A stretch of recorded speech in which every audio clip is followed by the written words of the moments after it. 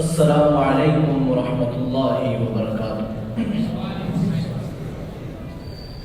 الحمد للہ الکبیر المتعال والصلاة والسلام علی النبی المصطفى المختار وعلى آلہ وصحابته الابرار ومن تبعهم بإحسان إلى يوم التناد، اما بعد فأعوذ باللہ من الشیطان الرجیم من ہمزہ ونفخہ ونفثہ، بسم اللہ الرحمن الرحیم۔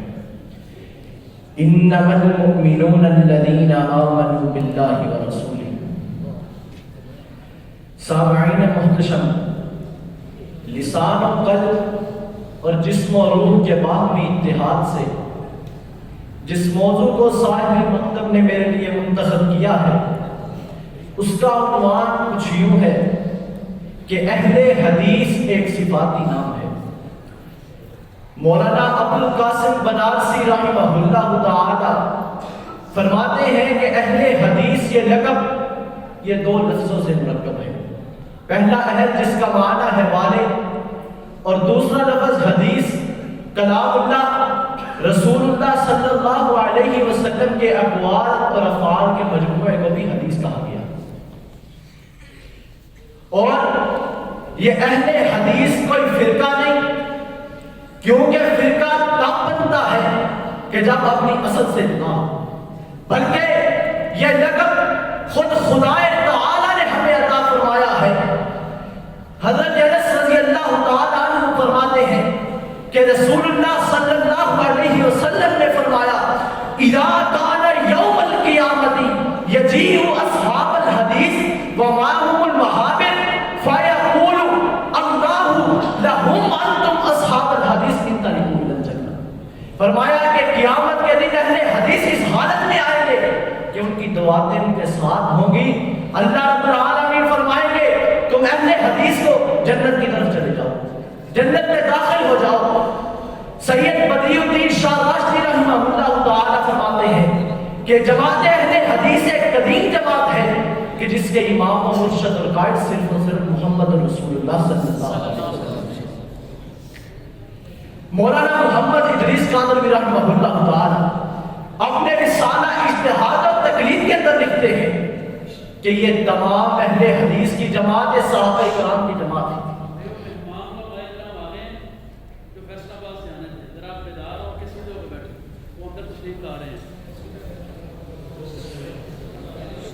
مولانا محمد ادریس کاندھلوی رحمہ اللہ تعالی فرماتے ہیں کہ اہل حدیث کی یہ جو جماعت ہے یہ تمام کے تمام صحابہ کرام رضوان اللہ علیہم اجمعین کی جماعت ہے۔ امام عامر بن شرحبیل رحمہ اللہ تعالی 500 صحابہ کرام رضوان اللہ علیہم اجمعین سے ان کی ملاقات ثابت ہے۔ کم و بیش 48 صحابہ کرام کے یہ شاگرد تھے جن سے احادیث بیان کرتے تھے۔ فرماتے ہیں لَوْ اسْتَكْبَرْتُ مِنْ أَمْرِي مَا اسْتَدْبَرْتُ مَا حَدَّثْتُ إِلَّا بِمَا أَجْمَعَ عَلَيْهِ أَهْلُ الْحَدِيثِ، کہ جو کچھ میں نے سمجھا یا میرے ذہن میں ہے کہ اگر مجھے یہ پہلے معلوم ہوتا تو میں صرف وہی پڑھاتا جو اہل حدیث سے ثابت ہے، جس پر اہل حدیث کا اتفاق اور اجماع ہے۔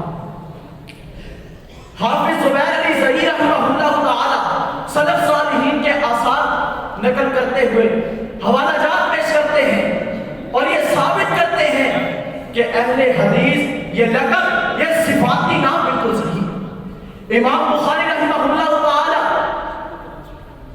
یحییٰ بن سعید القطان سے روایت نقل ایک راوی کے بارے میں نقل کرتے ہوئے فرماتے ہیں لم یکن من اہل الحدیث، کہ وہ اہل حدیث میں سے نہیں تھا۔ امام مسلم رحمہ اللہ تعالی مجرور راوی کا ذکر کرتے ہوئے فرماتے ہیں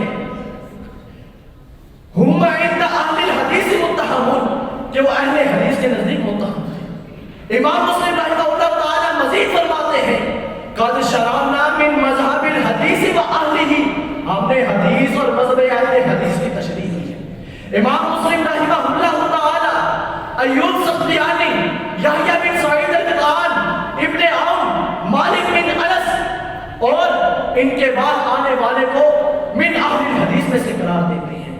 یہیں پر بس نہیں بلکہ امام شافعی رحمہ اللہ تعالی فرماتے ہیں اذا رأيت رجلا من اصحاب الحدیث فکأنی رأیت النبی صلی اللہ علیہ وسلم حیا، کہ جب میں کسی اہل حدیث آدمی کو دیکھتا ہوں تو گویا کہ میں اپنے سامنے رسول اللہ کو زندہ دیکھتا ہوں۔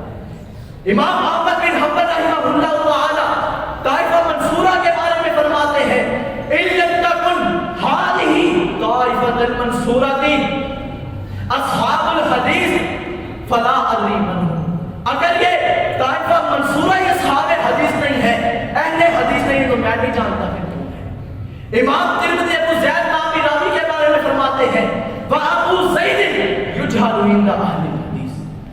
امام عبداللہ الحاکم نیسابوری رحمہ اللہ تعالی امام یحییٰ بن معین کے بارے میں فرماتے ہیں امام و اہل الحدیث کے اہل حدیثوں کے امام ہیں۔